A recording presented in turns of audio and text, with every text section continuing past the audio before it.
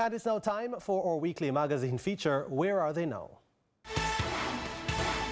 He first made headlines as a footballer, cricketer and track and field athlete in his teenage years and was on his way to represent Jamaica. Who are we speaking of?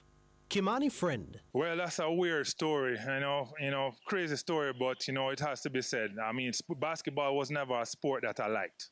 That's the irony of it. It's a sport that, I despise. I never thought myself, playing, basketball. I was more a football lover, cricket, even track and field, even though I would say that that was a sport growing up I had the most accolades in.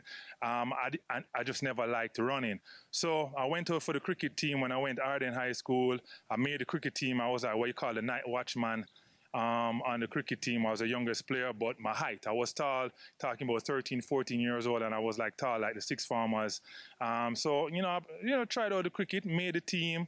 But how did this multi-talented individual get into the sport of basketball? I was walking around school, Basketball Jarrett, otherwise known as Spidey at Arden High School. Got to give him his props. He was the one that introduced me to basketball, and he asked me to come on track because he said that I had the height.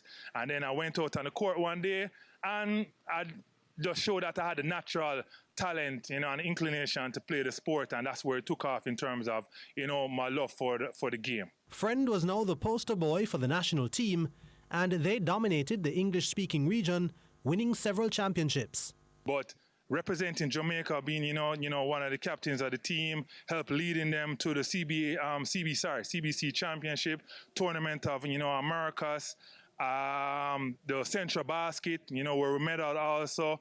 For me, I enjoyed that the most, and hearing the Jamaican national anthem on the podium, having that gold medal.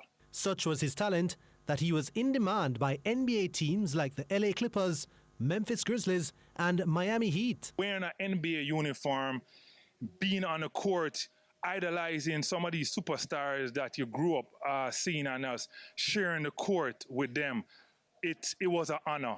It never hit me, to be honest with you, until I came back to Jamaica, when you're having your peers come in to you and say, yo, Kimani, I saw you on TV playing and all of that, and, just being an inspiration for the younger generation here, especially when I represented Jamaica for qualification and being on the island. It definitely made me feel well. I mean, the NBA is a lifestyle.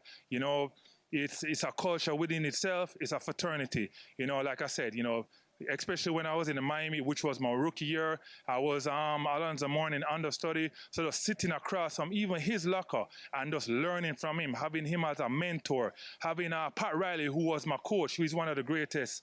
So what is a 47-year-old doing these days? Right now, I have my We Go Sports Stores company, where I'm interested in building experience. You're trying to create experiences for not just our student athletes or youth, or kids in the youth market here in Jamaica, but bring talent from overseas, to play against our student athletes. So that's it for another edition of Where Are They Now?